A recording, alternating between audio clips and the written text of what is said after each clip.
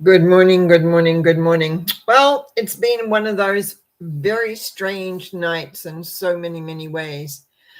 I whatever, I'm actually live here. Um I set it up so it was upcoming, then I lost it, and probably it's still sitting there waiting for me, but I came back on with not as much information because I realized I don't know why the last 24 hours have been a little bit crazy for me. First of all, I've hardly slept. My fault. I got stuck into a book, never mind movies. I was reading a series and I just kept reading and reading and reading. And then when I figured it was time to go to sleep, I couldn't sleep. So here I am, bright and breezy. And then I mess up with the live chat. So I don't have any live chat on this because I'm just going to talk about it. Plus, usually during the day, a couple of days before I do Norma Talks, which is now, I get a inkling, an idea, awareness of what I'm going to speak on. Nothing was coming. Nothing was coming at all. And the more I thought about it, the more I thought about, you know, the movies that I'd seen recently. But I need to give you a little bit of background. I have been a moviegoer for many years. And when I have been living in Penticton 16 years, and it was, if I was in town, if I was able, I would every Friday afternoon when they had an early showing, was usually between 3 and 4, I would go to the local movie house and see whatever movie was going on. Mostly there was one that I would want to see. Then, of course, came the lockdowns. Now, during lockdowns, this was me threw my schedule out because Friday afternoon, no work, just go to the movies and have a good time. Now, lockdown, I began to look at Netflix. I got Disney Plus, excuse my voice, as it often happens when I'm fine till I start talking. Anyway, I got Disney Plus as well and Crave, and with those I sort of was able to see movies and kind of keep going, but not as much or not as aware as I would have liked to have. Then movies came back on, and I didn't like anything that was coming up. Oh yes, I went to see John Wick 4, but it was mostly no. Mostly I wasn't going to the movies too often, but lately, yes. So I wanted to talk about them because some of them I have my viewpoints. Now, I'm not doing an actual movie review. I'm just talking about how I felt when I saw movies. Guardians of the Galaxy 3. My relationship with Guardians of the Galaxy is the first time I saw the first movie, number one, I wondered what on earth I was watching. It was when I saw it the second time, I realized it had comedy in it. And I had been looking at it all wrong because I'd seen all the other Marvel movies, which were very direct and, sort of serious. And this one, I mean, I began to see that it had a comic effect to it. I loved it and have seen it several times since. Did not like Guardians of the Galaxy 2. I find a lot of people felt the same way. I did not like it at all. So anyway, Guardians of the Galaxy comes out 3. So I was a little hesitant about this. And now, to be honest, I've seen it 3 times in the theater. Once by myself, once with a friend, and once my son came up to visit and he hadn't seen it. So we went again. Each time I saw and learned more things. There's so much packed in that movie, and some of it is really funny, and some of it is so serious that the humor adds to it. What I began to see right from the beginning, the first time I saw it, but more and more, that's why I went back, because I knew there was so much I hadn't, comprehended. Social comment. If you want to see a movie about social comment of what's happening in our world today, see Guardian of Galaxy 3. Experimenting with animals, children being held for who knows what. How this one person who has this big like planet thing believes he's creating a new world because he's not happy with what God done with the world that we're in, and believes he can do better. And it's an adventure. And as I said, there are times it's very, very funny. Sad thing is, of course, at the end they sort of all go the most of them go their separate ways. Although they still have a Guardian of Galaxies job that they do. But it was pleasurable. I know I will see it again.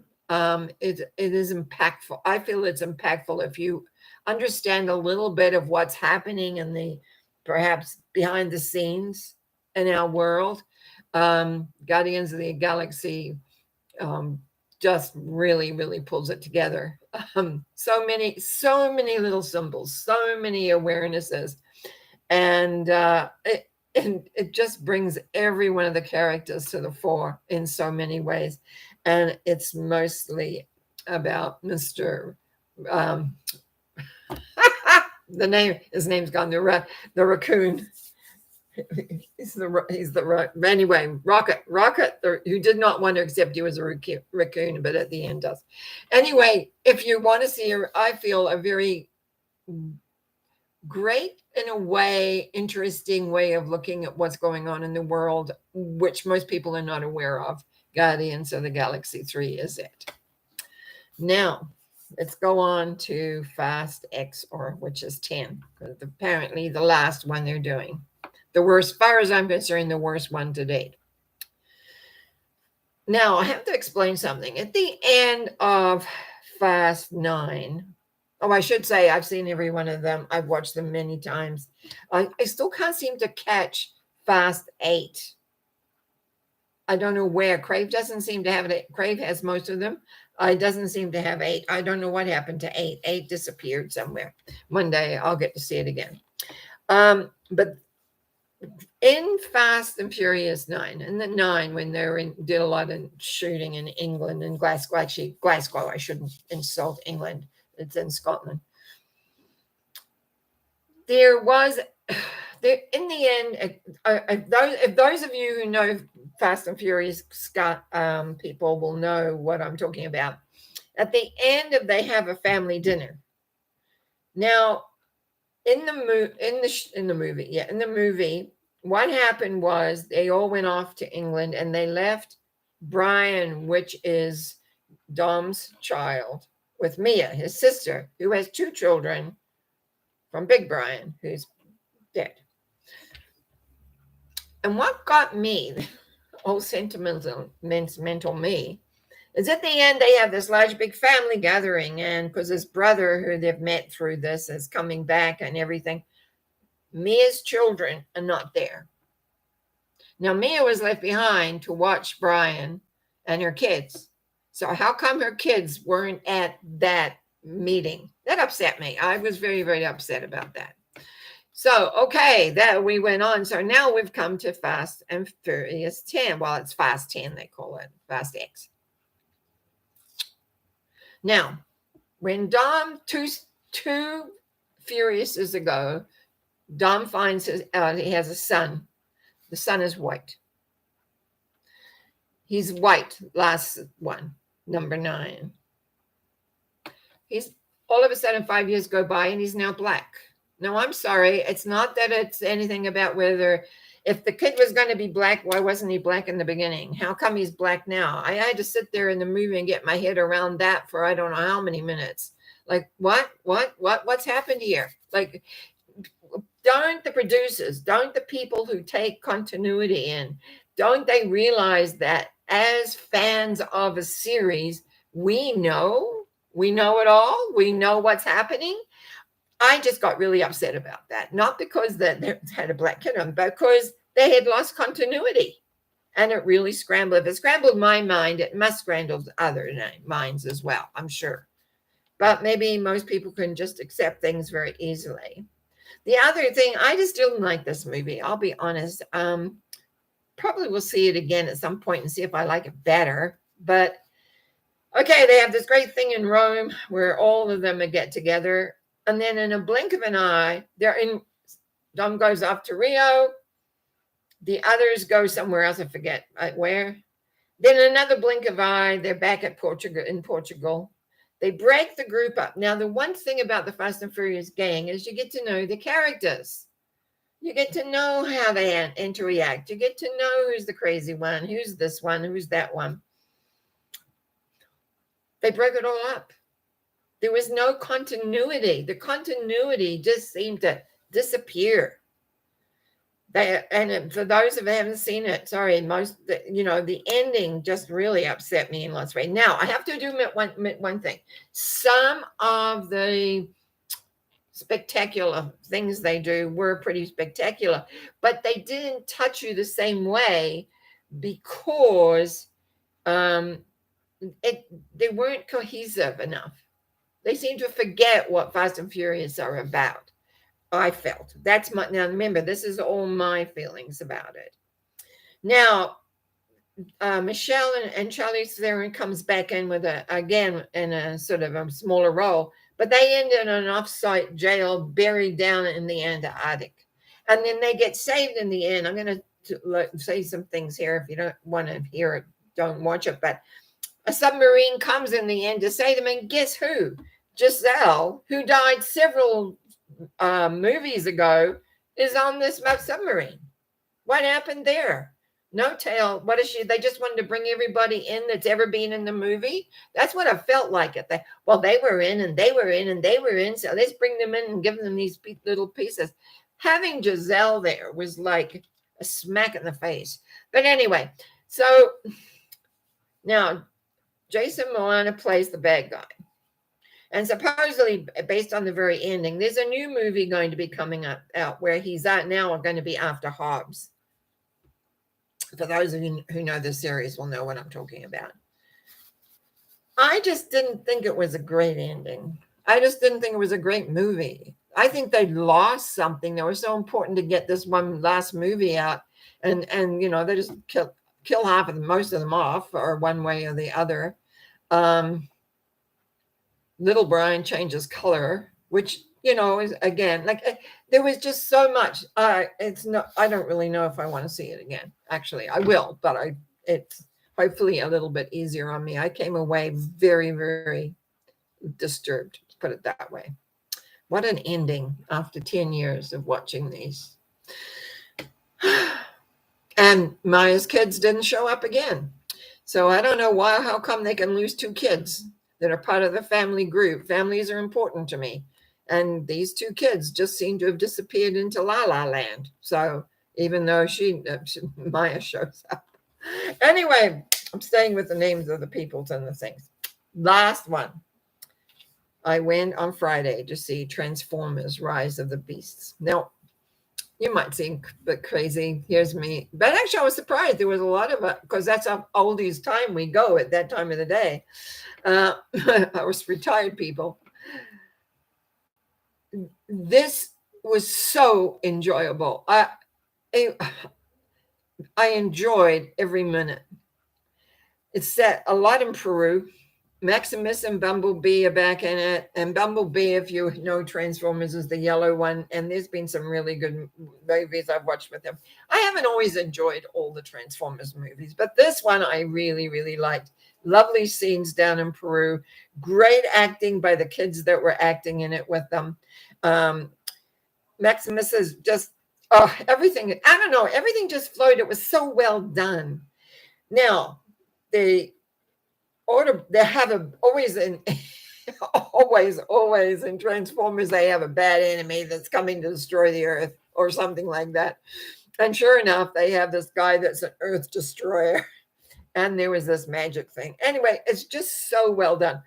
But now this time we've got what they call the Maximals, because they're animals. A big gorilla who's like Maximus, the leader of the gang, and there's a cougar, and there's others, some that fly, and so and they are like they're animals, and they have been in Peru, and this village has been keeping them safe, and it was so enjoyable. of course, they went out, of course. I mean, they always do. But at the same time, now we know they're caught here on Earth. They can't escape, apparently. We'll see what they come up with that next time. But, 3 movies that I've seen lately. Guardians of the Galaxy 3, seen it 3 times already. We'll see it a couple of more times somewhere along on probably Disney Plus. Fast 10, I was not happy with that at all. And Transformers Rise of the Beast, again, very, very, I just can't tell you how much I enjoyed sitting there knowing that. And it makes me think, because the whole thing here is to be metaphysical. And is that when you do something that you enjoy, that gives you pleasure, it adds to your life. It adds to you. It's like it's like all the endorphins or whatever you want to call them just begin to come into alignment, and you go out and you're feeling better. When you haven't seen a good movie, you go, oh, well, that's, whatever. But when you see a movie that's really good, when it brings home certain values that represent us on Earth, when you see the pluses and the minuses, or when you see a fantasy like Transformers that also talks about values and how people respond and react and things. You don't live alone in this world. If you don't have family like birthing families, as what you have is friends. And if you don't have friends, then I feel a little bit sorry for you, because that gets to be a bit lonely. But we make families out of whatever's around. For many of us are away from home, our family, like our basic families, where for whatever reason we live in a very mobile society. Maybe not so much right now, but I know in my early ages, people moved and changed and went to different provinces, so moved into different countries. And so a lot of the family units broke down. There are many families that haven't broken down, which is great. But it's like knowing, and when you see these things represented in movies, and when you see these things sometimes in fun and laughter, you begin to realize how you can incorporate that into your life. And remember, sometimes life is hard, and because we're emotional beings on this emotional planet, and we feel sad, and we'll feel like me getting mad when I see what they've done to Fast 10. It was like, oh my goodness, what have you done? But it's doesn't mean everybody feels that way. This is totally my opinions, totally how I responded to the movies. And I have to say, there was a movie that came out, and I was the Ant-Man and the Wasp. First time I saw it, I didn't kind of get it.